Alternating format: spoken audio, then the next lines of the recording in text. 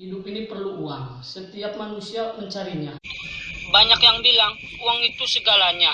Pendapat lain, uang itu bukan segalanya, tapi segalanya membutuhkan uang. Artikel dan perkataan dengan makna yang sama. Hanya ingin bertanya, hidup ini untuk apa? Apa hanya tumbuh, mencari uang, mendapat masalah, menyelesaikannya, dan terus begitu sampai kemudian mati? Sudah? Tidak. Setiap yang kita lakukan pasti ada pertanggungjawabannya. Kejahatan dibalas dengan siksa, kebenaran dibalas dengan nikmat. Sebelum kita mati harus menyadari. Apa arti hidup ini? Apa hidup kita? Buat apa kita diciptakan?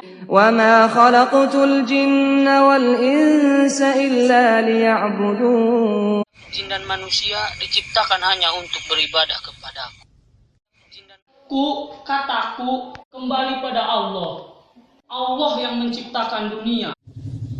Karena setiap apapun yang ada, pasti ada penciptanya dan ada maksud tujuan penciptaannya.